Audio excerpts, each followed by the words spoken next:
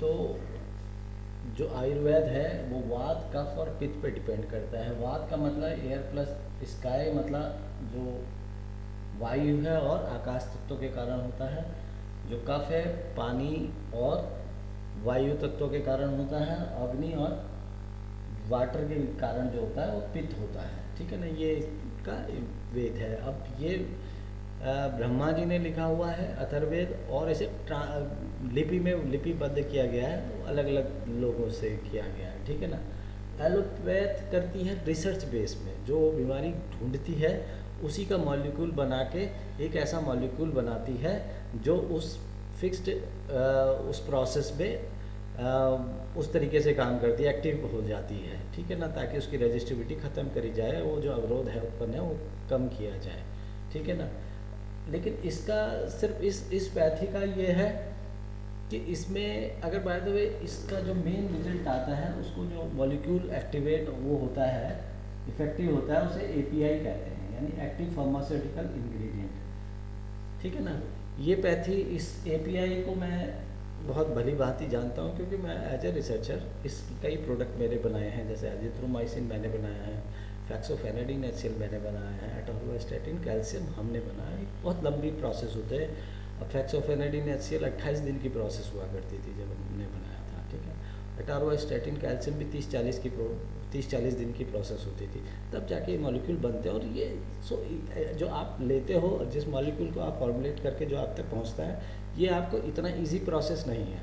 इस प्रोसेस में बहुत टाइम लगता है।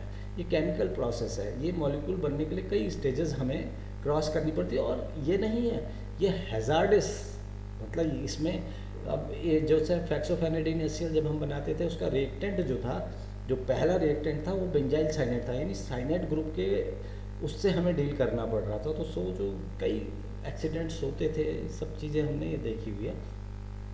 तो उसमें इसमें यही है, ये चीज़ें ये है कि एपीआई जो आप बना रहे हो, इसमें तो सबसे ज़्यादा इसका ड्रॉबैक ये है कि अगर बाय द वे एपीआई कोई भी मॉलिक्यूल हमने बनाया, उसका 99% ऐसे है या 90.99% ऐसे है, तो 0.01% जो रेजिडुअल बच जाता है, वो आपकी बॉडी में साइड इफ़ेक्ट करने के चांसेस होते हैं उसके, ठीक है ना। क्योंकि इम्प्योरिटीज़ पे हमने काम नहीं किया, क्योंकि इम्प्योरिटीज़ बहुत बड़ा काम है कि आप उस इम्प्योरिटीज़ में काम करने का किसी पे समय होता है, नहीं होता है, और इम्प्योरिटीज़ पे कोई ध्यान भी नहीं दिया जाता, ठीक है ना।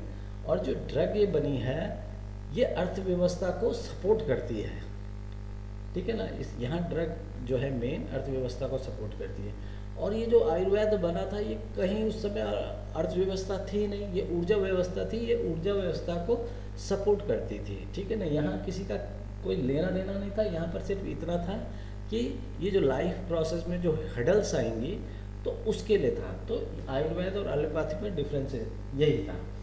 अब लेकिन एक चीज़ है, आयुर्वेद इसमें देखिए एपीआई था, एक्टिव फार्मास्यूटिकल इंग्रेडिएंट है। आपने रिसर्च करी, ढूंढा वगैरह जो भी है, उसके हिसाब से आपने एक एक्टिव फार्मास्यूटिकल इंग्रेडिएंट मिला, जिससे चमत्कार कर देता हो, एकदम से जाके आपके बॉडी में रिएक्ट करता। तो केमिकल रिएक्शन इनिशियल वो तो इसमें कोई वही नहीं है कि वो एकदम से रिएक्टिव है।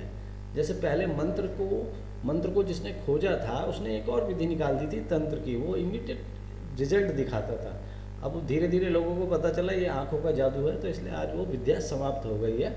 वैसे ही ये भी इंस्टेंट रिजल्ट दिखाता है एपीआई, क्योंकि सीधे केमिकल रिएक्टिव होता है, ठीक है ना। तो इस पैथी को एक्सेप्टेंस इसलिए मिली है कि एक तो एक्टिव है, एकदम से रिजल्ट ओरिएंटेड है, ठीक है ना। इसका एपीआई जो है ये एक्टिव फार्मास्यूटिकल इंग्रेडिएंट इसीलिए कहा गया कि ये एक्टिव मॉलिक्यूल है। यहाँ बिल्कुल अलग है।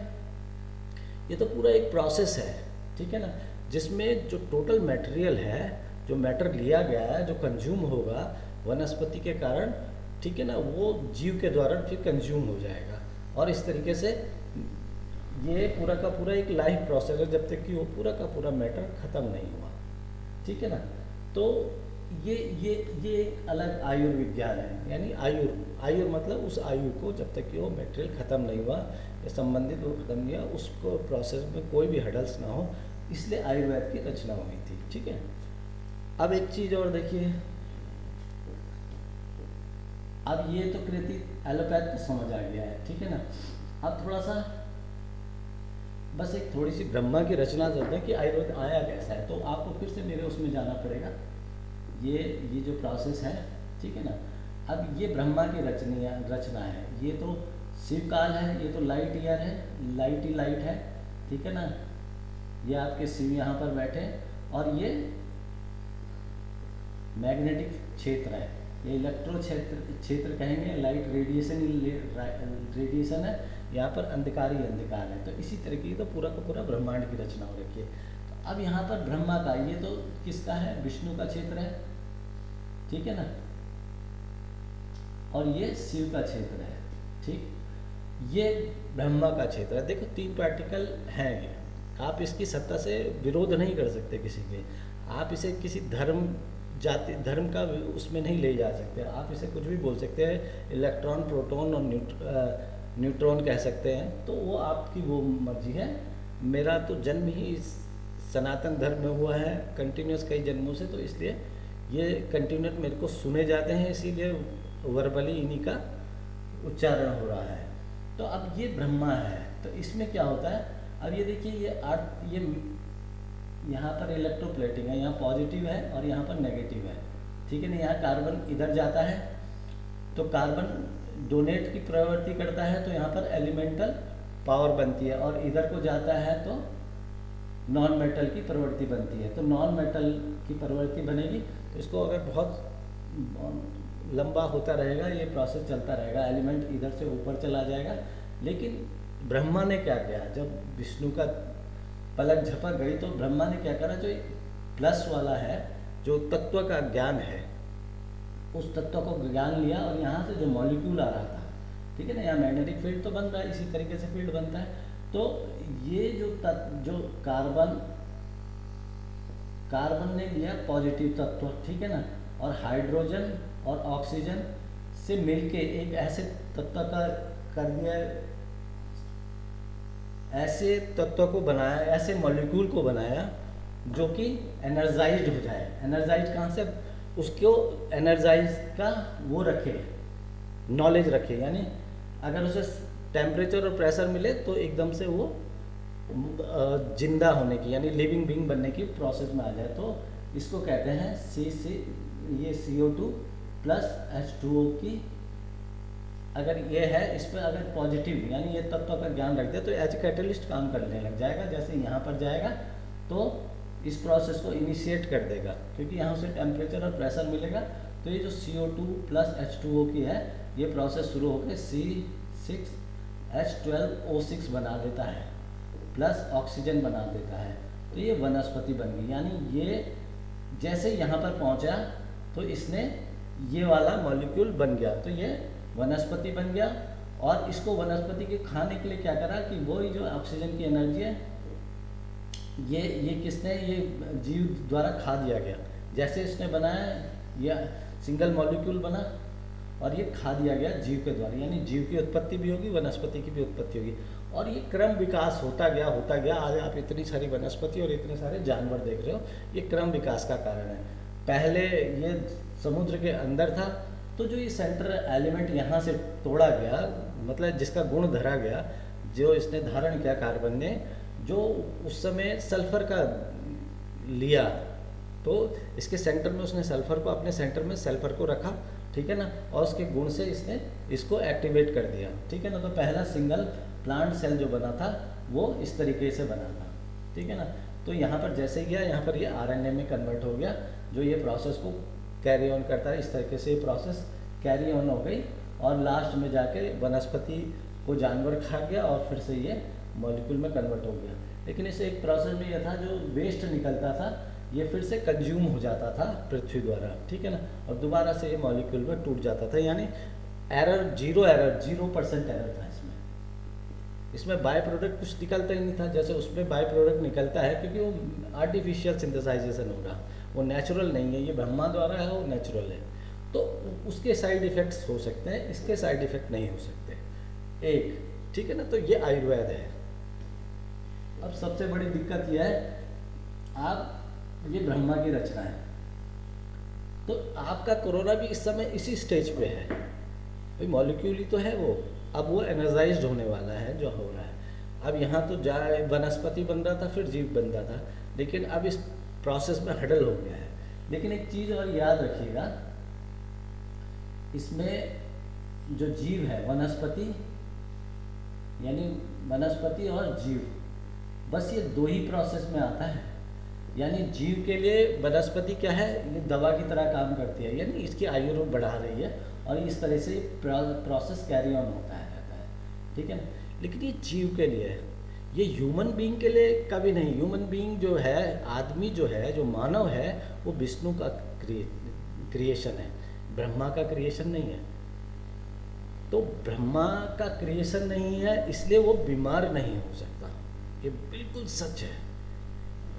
आपके अंदर दोनों ही प्रोसेस है, ऑक्सीडेशन भी है और रिडक्शन भी है, यानी आप पे वनस्पति के गुण भी और जानवरों वाले गुण भी हैं। तो दोनों ही गुण होने के कारण ये प्रोसेस आप में, तो आप बीमार नहीं हो सकते। ये आप कंट्रोल्ड बाय किसके हैं, विष्णु के। और विष्णु की सत्ता एक ऐसी सत्ता है जहाँ कोई भी अवरोध नहीं है किसी भी प्रकार का, ठीक है ना। आप या तो जानवर बन सकते हो, यानी राक्षस के गुण धारण कर सकते हो, या देव के गुण धारण कर सकते हो, बस दो प्रोसेस है। ये बीमारी शब्द कभी भी मानव के लिए नहीं बनी है। वो अलग बात है कि आपने उसको सत्ता में अपनी इन्वॉल्व करने के लिए मानव को बीमारी का एक वो दे दिया है, ठीक। क्योंकि आयुर्वेद भी किसी भी हालत में मानव के लिए नहीं बना है, कभी भी नहीं है। ये जो जब आपके उसका नाश हुआ, जो शास्त्रों का नाश हुआ, तो इस सत्ता के लिए अनुरूप इसको क्रिएट कर दिया गया, इसे बीमारी बना दिया गया। लेकिन आयुर्वेद मानव के लिए कभी नहीं है, ये जीवों के लिए है। जीवों पे जो वो आती है बीमारी, उसके लिए है, मानव के लिए कभी नहीं बना है। और दूसरा सबसे बड़ा दिक्कत आज के आयुर्वेद में, आज का आयुर्वेद आप उसे कमर्शलाइज करने जा रहे हो। तो ये जो आयुर्वेद है, यानी जो भी वनस्पति बनी है,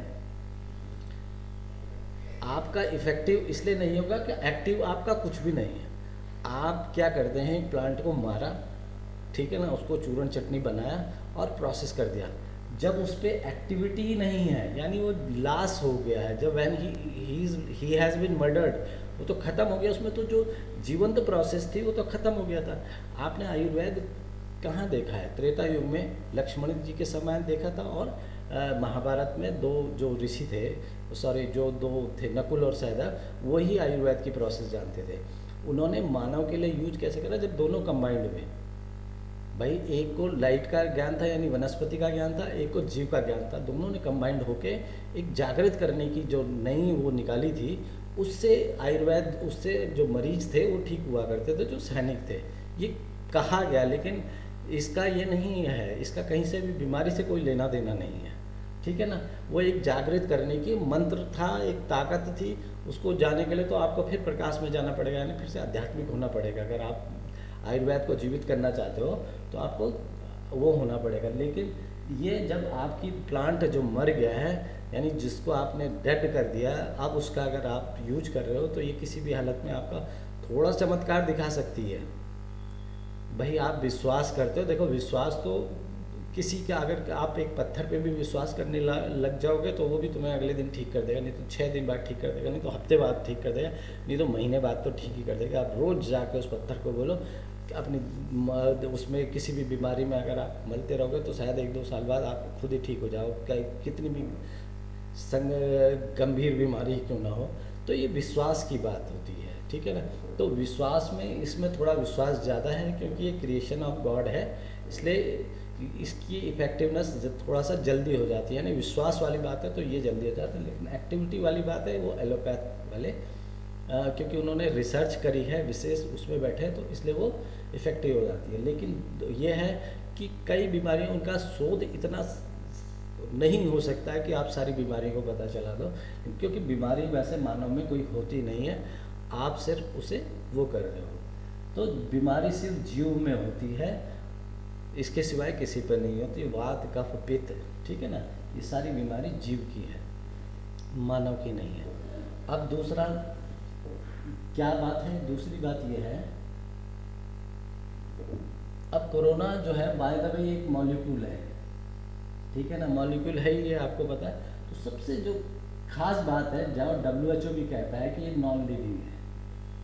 अब आप ये बताइए, मैं तो गजब मानता हूँ कि जब ये नॉन लिविंग है तो आप इसे मार कैसे सकते हो? यानी कभी ये मरेगा तो है ही नहीं। नॉन लिविंग का मतलब है जिंदा, जीवित रहना। तो इस शब्द को जरा समझते हैं, नॉन लिविंग है ना।